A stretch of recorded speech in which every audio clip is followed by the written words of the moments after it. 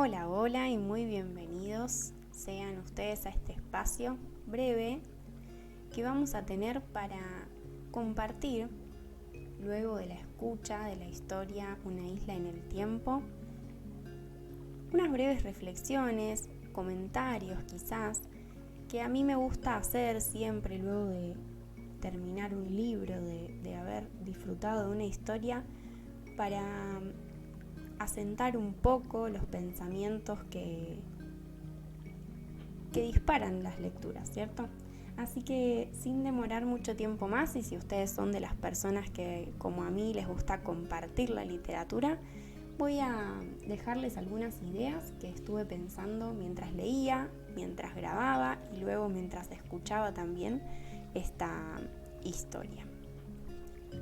Primero que nada, comentar algo muy llamativo de esta historia, que su escritora, Liliana Bodoc, no publicó antes de su fallecimiento en 2018 y que increíblemente a nosotros nos resulta revelador. Si bien esta es una historia que estamos conociendo en Argentina, donde yo estoy grabando esto, en el año 2024, esta historia, como bien decía antes, fue escrita anterior al 2018. Y bueno, los que hayan escuchado la historia van a coincidir conmigo seguramente en la similitud que hay entre lo que ocurre en esta ciudad, en este lugar que se describe, y lo que todos nosotros tuvimos que vivir, sufrir y pasar en el año 2020 a raíz de la pandemia de COVID-19, en la cual nos vimos afectados principalmente en el aislamiento que tuvimos que padecer, y bueno, también en los sufrimientos de diferentes personas de diferentes formas, ¿no? Dependiendo de cómo había afectado esta pandemia. Hay en este sentido, en esta historia que nos propone Liliana, algunos comentarios que son súper llamativos. Primero que nada, bueno, esto que ocurre, que es una catástrofe, ¿cierto? Que tiene que ver con el colapso del ambiente y ese colapso producto también del accionar de los seres humanos, ¿no? Muy ligado también a las pestes que afectan luego a los seres humanos, tal como fue la peste del 2020. Luego hay un comentario a mí me impactó muchísimo, que es el uso del barbijo. No lo menciona como barbijo Liliana, pero sí habla de un artefacto que cubre nariz y boca para evitar respirar polvos que hay en el ambiente, y es impactante para quienes tuvimos que hacernos amigos de ese elemento en nuestra vida cotidiana durante tanto tiempo, tantos meses e incluso años, cómo esto fue pensado incluso unos años antes, ¿cierto? Bueno, ahora sí, hablando de la historia en particular, algo que me encanta de Liliana en sus historias en general y particularmente en esta, es cómo ella nunca abandona la poesía, incluso para contar algo que en la mayoría del tiempo que estamos frente a esta historia es triste. Incluso vemos sufrimientos profundos de las personas que conforman estos personajes. Ella nunca pierde la poesía y tampoco lo hacen sus personajes. Y entonces acá vemos representadas a Iván y a su abuela como estos seres que encarnan la esperanza, la posibilidad de ver un poco más allá, ellos descritos como seres de poca cabeza y muchos pájaros, haciendo también alusión a su cotidianeidad, ya que ellos crían palomas mensajeras, y es muy tierna la relación que se describe entre ellos. Realmente creo que, repito esta idea, ella nunca pierde la poesía para contar incluso cosas bastante terribles o tristes. Y para eso me parece que hace uso de unas metáforas simples que ayudan muchísimo a pensar más allá, a no quedarnos en el único significado que las palabras pueden tener a simple vista. Y nosotros vemos, por ejemplo, que si bien se narran algunas ausencias, algunas muertes, nunca se dice la palabra muerte, ¿sí? Por eso también podemos pensar a estas historias y a muchas de Liliana como historias aptas para infancias, porque hablan de la muerte de una manera bastante natural, hablando del dolor que puede causar la ausencia de un ser querido, pero no así de manera terrible, catastrófica o triste, ¿sí? Por ejemplo, la ausencia de los padres de Iván. Dice que ellos ya no iban ni venían, hablando de los padres de otros niños. Cuando muere una de sus palomas mensajeras, un palomo, ella dice que había sido un palomo hermoso, y entonces ahí sabemos que ya no está más con ellos, pero nunca la vamos a ver hablando de la muerte durante largo rato, sino que más bien ese tema, sin esquivarlo, lo embellece, vamos a decir. Se habla al principio de la historia de una alarma de alto riesgo que se venía sintiendo en ese lugar hacía mucho tiempo, muchos años, que esa alarma era proclamada tanto por científicos como por poetas. Me encanta a mí pensar la importancia que estos dos ámbitos juegan en una sociedad, que estos dos ámbitos del saber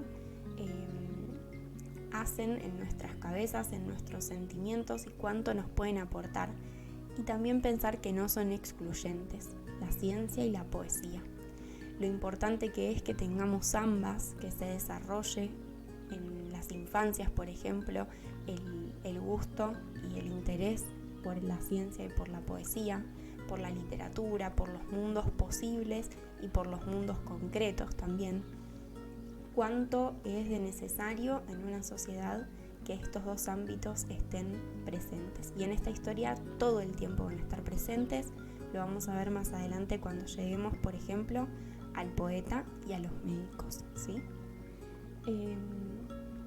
Pero bueno, también en la gente del lugar, en cómo miran estas personas a Iván y a su abuela, los protagonistas del relato, y cómo miran a César Mégalo, aquel hombre poderoso que es bastante estricto, que se basa en las reglas y que no permite ideas nuevas, ¿cierto?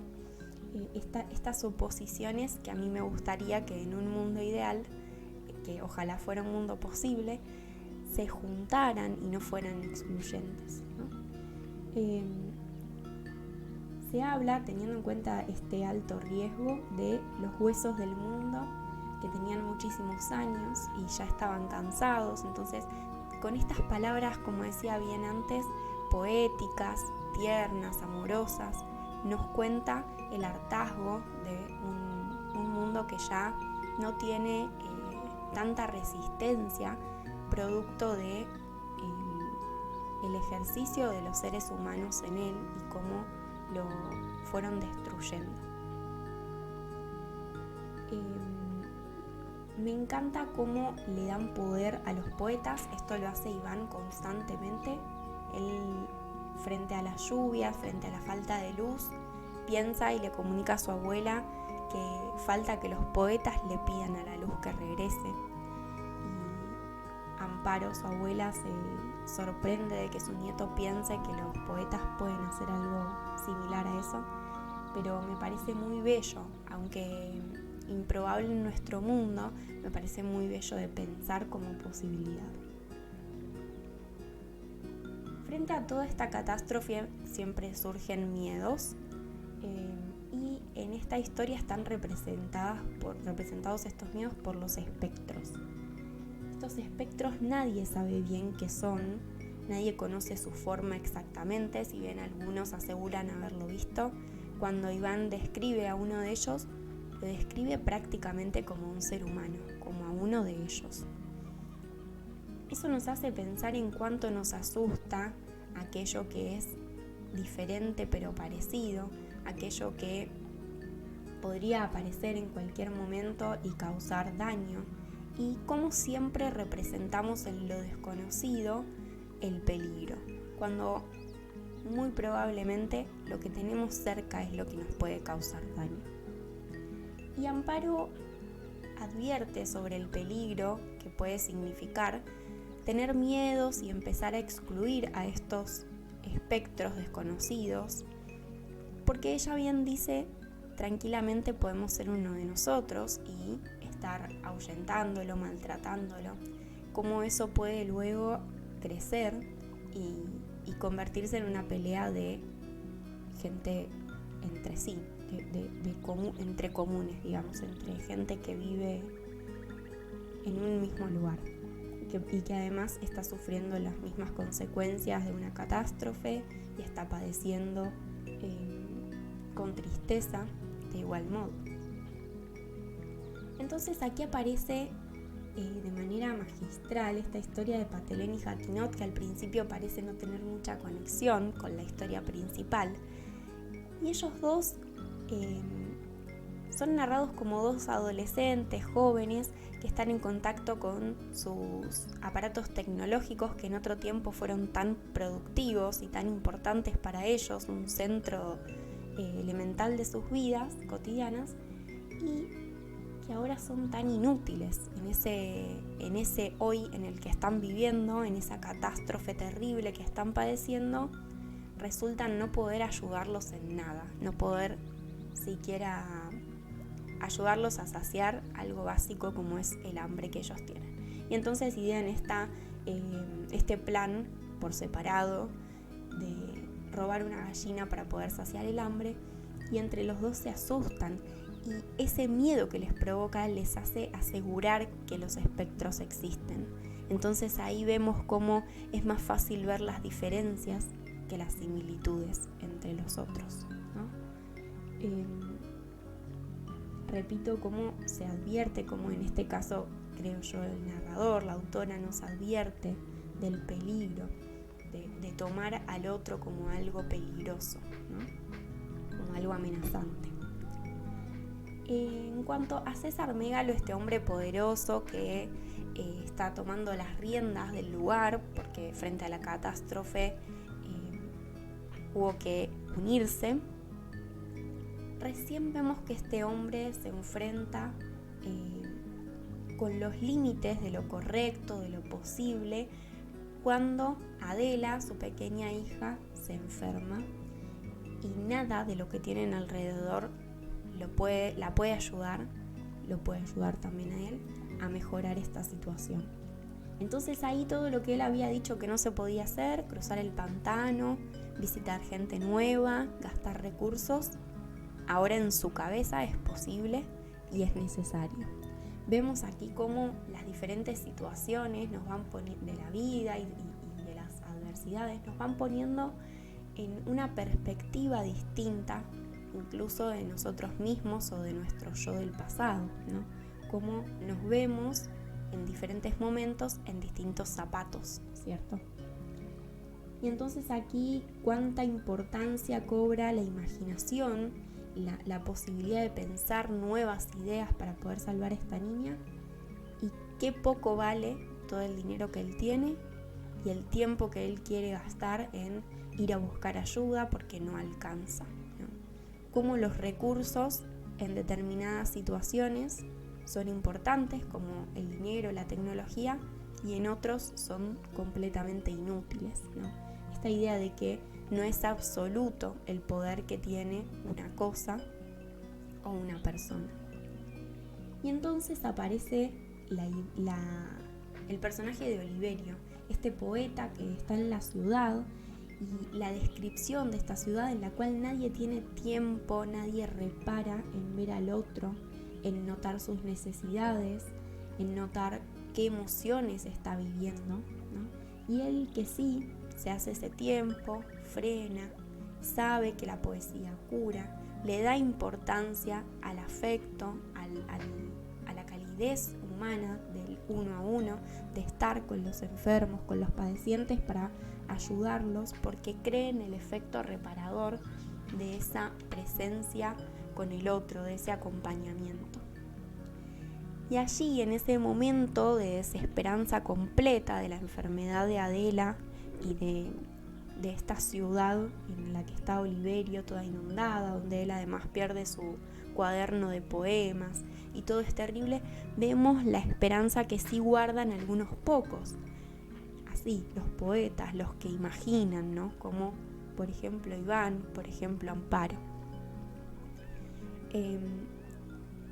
Y ahí entonces se cruzan estas dos historias y Oliverio encuentra a la paloma que había enviado Amparo con un mensaje de auxilio, por supuesto, para que puedan ir a visitarlos y ayudarlos en ese lugar en el que estaban, vamos a decir, encerrados, cercados por este pantano. Y entonces él puede acercar la ayuda a ese lugar, ¿cierto? Iván es el único que presiente la llegada de esta ayuda, de este auxilio que viene acompañado de, primero la idea que tuvo Amparo y después la voluntad que tuvo Oliverio de colaborar. Y él es el que, como bien decía antes, presiente, porque es un chico que va más allá y en la historia se dice que él siente, piensa y entiende las cosas diferentes de los demás.